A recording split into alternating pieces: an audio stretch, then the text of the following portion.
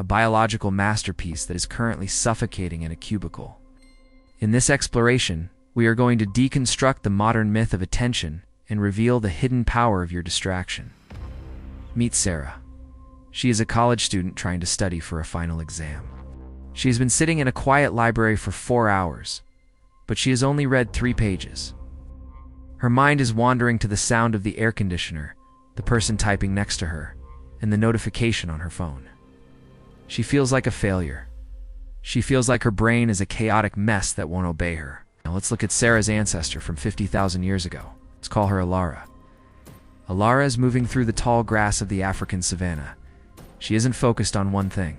If she only focused on the roots she was digging up, she would be dead. Her brain is in a state of hypervigilance. This is what modern doctors might call distractibility. But for Alara, every distraction is a data point that saves her life. That snap of a twig, that's a potential predator. That shift in the wind, that's the scent of water.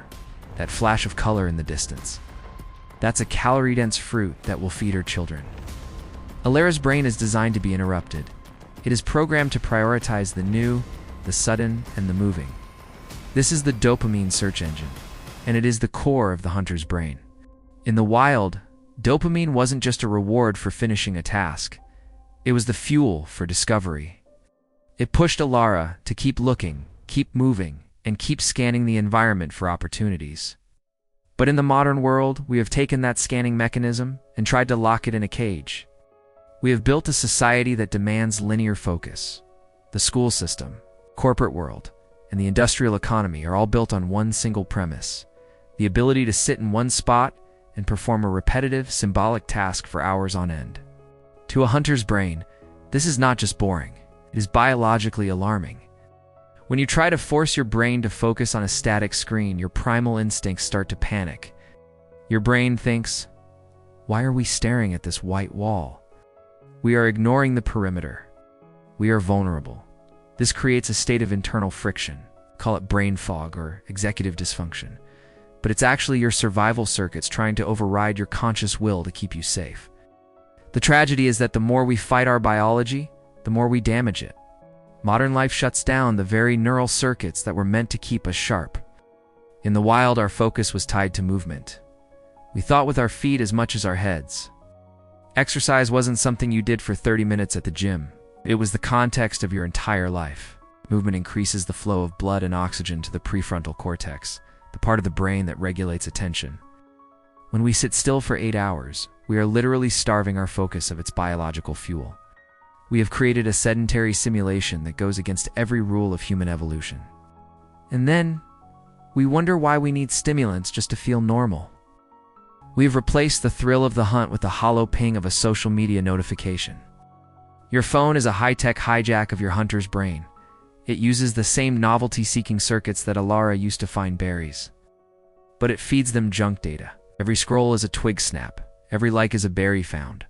But because the data has no survival value, the dopamine hit is short-lived and leaves you feeling drained. You are using a survival mechanism to consume digital garbage, and it is burning out your receptors. This is why you feel like you can't focus even when you want to. Your brain is exhausted from being on without ever being engaged. Think about the concept of hyperfocus. People with ADHD often report that when they find something they are truly interested in, they can work for 12 hours without eating or sleeping. This isn't a disorder. This is the kill mode of the hunter. When the prey is spotted, when the mission is clear, the hunter's brain narrows its focus to a laser beam. It ignores pain. It ignores hunger. It ignores fatigue. It is the most powerful cognitive state in nature. But in the modern world, we rarely give ourselves prey that is worth that level of focus. We give ourselves spreadsheets, give ourselves tax returns. We give ourselves standardized tests. Your hunter's brain looks at these things and says, "This is not a gazelle. I am not turning on my power for this." We are trying to run high-performance software on a system that refuses to boot up for trivial tasks. So, how do we stop the war inside our own heads? First, we have to stop the pathologizing of our nature. You are not a patient. You are an evolutionary specialist. In a tribe, you were the scout. You were the one who saw the danger before anyone else. You were the one who found the new territory when the old one ran dry. The linear focusers kept the camp running, but the hunters ensured the camp's future. We need both types of brains to survive, but we have built a world that only rewards one. To reclaim your focus, you have to feed the hunter. You have to move. You have to seek novelty in ways that are physical and real, not just digital. You have to break your work into hunts, short, high-intensity bursts of effort with a clear reward. Stop trying to be a linear worker. Start being a rhythmic hunter. Work in the morning when your dopamine is high, and move your body when your focus starts to flicker. Accept that your brain is designed to scan the environment and give it permission to do so. Go outside. Let your eyes see the horizon. Let your ears hear the distance. This resets the neural circuits that are being crushed by the four walls of your room. When you stand in an open space, your brain feels safe again. The hypervigilance can relax. The reason you can't focus is that you are trying to be someone you are not. You are trying to be a farmer in a world that needs hunters. The Industrial Revolution is only a few hundred years old. Your DNA is 300,000 years old. The factory and the office are temporary experiments. Your biology is the proven truth.